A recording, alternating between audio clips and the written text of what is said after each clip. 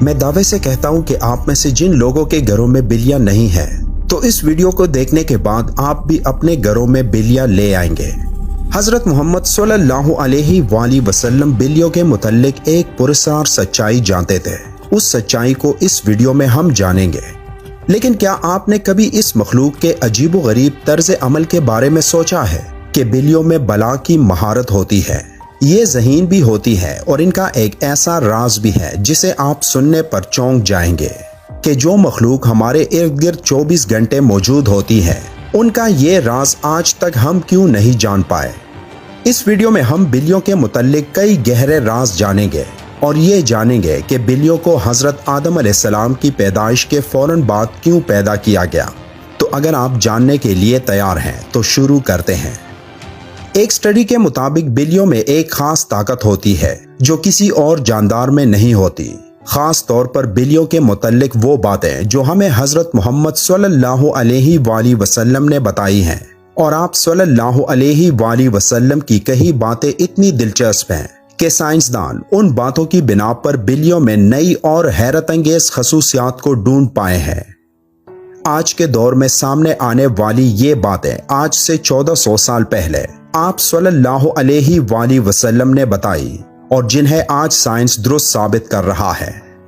اسلامی تعلیمات کے مطابق حضرت آدم علیہ السلام کے بعد دو جانداروں کو اللہ نے پیدا فرمایا، ایک سانپ اور دوسری بلی۔ سانپ کے برعکس بلی میں اللہ نے کچھ پراسرار خصوصیات رکھی ہیں جن کی وجہ سے ایک انسان اس سے لاتعداد فائدے حاصل کر سکتا ہے۔ سائنسی اعتبار سے گھر میں بلی پالنے کا ایک بڑا فائدہ ہے، وہ یہ کہ بلیوں کو انسانی لمس بے حد پسند ہوتا ہے اور انسان بھی اس سے محظوظ ہوتا ہے۔ ماہرین کے مطابق بلی کے لمس میں اللہ نے ڈپریشن کے مرض کا علاج رکھا ہے۔ اس کے بالوں میں خاص قسم کے بیکٹیریاز پائے جاتے ہیں جو انسانی جسم میں ڈپریشن کو کم کرنے میں مدد دیتے ہیں۔ بلیوں کے بارے میں سب سے حیرت انگیز بات کا ذکر ہم آگے کرنے والے ہیں، لیکن اس سے پہلے ہم یہ جاننے کی کوشش کرتے ہیں کہ حضرت محمد صلی اللہ علیہ وآلہ وسلم نے بلیوں کے متعلق کیا فرمایا تھا۔ کئی تاریخی کتابوں میں ایک بلی کا ذکر آتا ہے جس کا نام معزہ تھا۔ کئی مسلمان سکالرز کے مطابق معزہ حضرت محمد صلی اللہ علیہ وآلہ وسلم کی پسندیدہ بلی تھی۔ ایک دفعہ آپ صلی اللہ علیہ وآلہ وسلم ایک مہم پر اپنے لشکر کے ساتھ جا رہے تھے کہ اچانک ان کے سامنے ایک بلی آ گئی جو کہ حاملہ تھی۔ آپ صلی اللہ علیہ وآلہ وسلم نے اپنے پورے لشکر کا رخ دوسرے راستے پر موڑ لیا تاکہ اس بلی کو تکلیف نہ پہنچے، اور ایک صحابی کو اس بلی کی دیکھ بھال پر مامور کر لیا اور حکم دیا کہ جب تک یہ بلی بچے کو جنم نہ دے تب تک وہ وہیں رہے۔ جب آپ صلی اللہ علیہ وآلہ وسلم اس مہم سے واپس آئے تو راستے میں سب سے پہلے اس جگہ پہنچے اور اس بلی کو لیا اور اپنے ساتھ لے گئے۔ اس بلی کا نام آپ صلی اللہ علیہ وآلہ وسلم نے معزہ رکھا، جو باقی تمام زندگی آپ صلی اللہ علیہ وآلہ وسلم کے ساتھ رہی۔ ایک دفعہ آپ صلی اللہ علیہ وآلہ وسلم اذان کی آواز سے فجر کی نماز کے لیے اٹھے اور نماز کی تیاری میں مصروف ہو گئے۔ پھر جب نماز پڑھنے آئے تو دیکھا کہ ان کے مصلے پر وہ بلی سو رہی ہے، تو آپ صلی اللہ علیہ وآلہ وسلم نے ایک کینچی لی اور اس مصلے سے وہ حصہ کاٹ دیا جہاں وہ بلی سو رہی تھی تاکہ اس بلی کی نیند خراب نہ ہو۔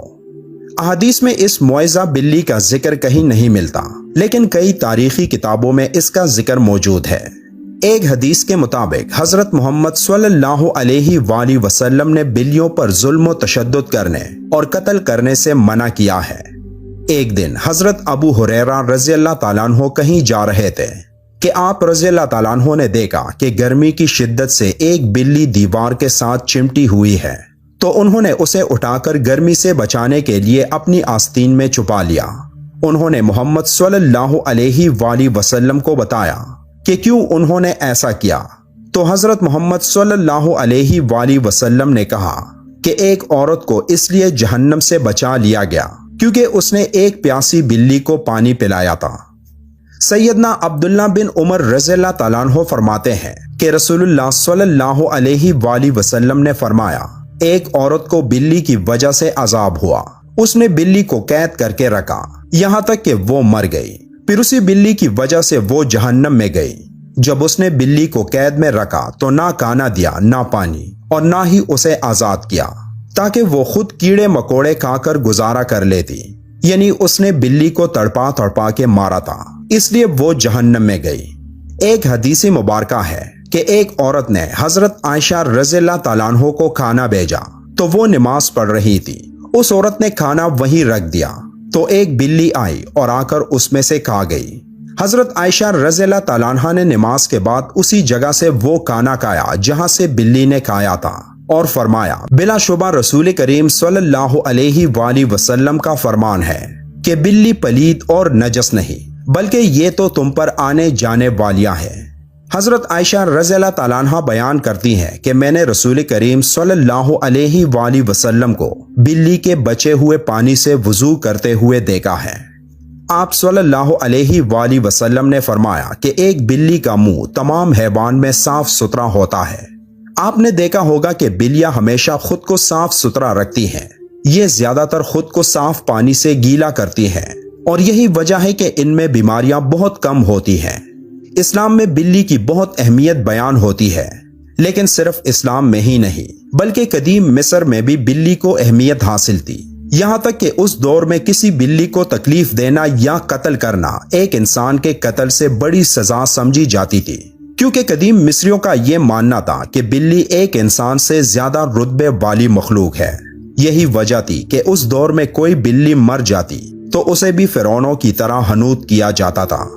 اسلام میں تمام جانداروں کے ساتھ اچھا سلوک دینے پر زور دیا گیا ہے، لیکن بلی کی اہمیت اس وجہ سے زیادہ ہے کہ بلی میں اللہ نے ایک خاص طاقت پوشیدہ رکھی ہے۔ ایک جگہ پڑھنے کو ملا کہ ایک دفعہ حضرت ابو بکر صدیق رضی اللہ تعالیٰ عنہ کو پورے بدن میں شدید تکلیف ہوئی اور وہ صحیح طور پر کھڑے بھی نہ ہو پاتے۔ وہ تکلیف اتنی تھی کہ آپ رضی اللہ تعالیٰ عنہ کو نماز پڑھنے میں بھی دشواری تھی، یہاں تک کہ ایک دن آپ رضی اللہ تعالیٰ عنہ نے ایک بلی کے بچے کی جان بچائی جب کچھ وحشی جانور اسے مارنے کی کوشش میں تھے۔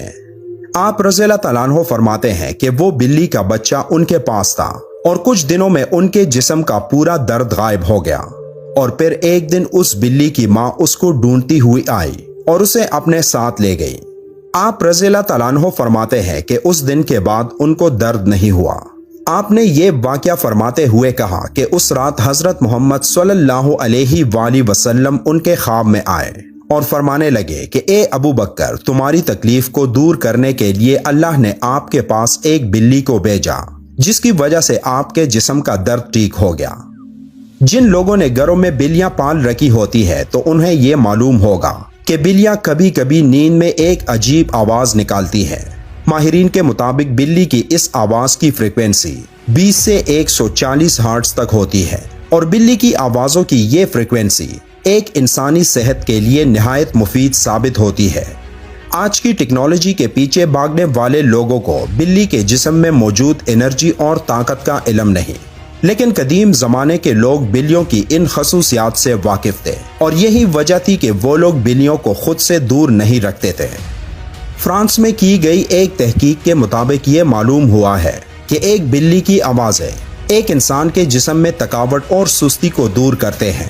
یہ بھی کہا گیا کہ ایک بلی کے قریب رہنے سے جسم کے زخموں میں انفیکشن کا خطرہ کم ہوتا ہے اور وہ زخم بھی جلد ٹھیک ہو جاتے ہیں، اور بلیوں کے ان پراسرار آوازوں کی فریکوینسی سے ہارٹ اٹیک کا خطرہ بھی کم ہو جاتا ہے۔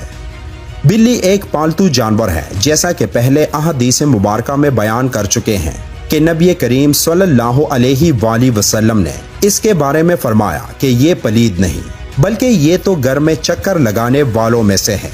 تو بلی کی تمام تر قباحتوں کے باوجود رسول اکرم صلی اللہ علیہ وآلہ وسلم نے اس کے ساتھ نرمی کا اظہار فرمایا ہے۔ اگر کوئی بلی خونخوار ہو اور گھر کا نقصان کرتی ہے تو اسے مارنے کی بجائے پکڑ کر کسی دور دراز علاقے میں چھوڑ دیا جائے تاکہ وہ اپنا ٹھکانہ بدل لے، لیکن اسے قتل کرنے کی اجازت نہیں دی جا سکتی اور نہ ہی تکلیف دینے کی۔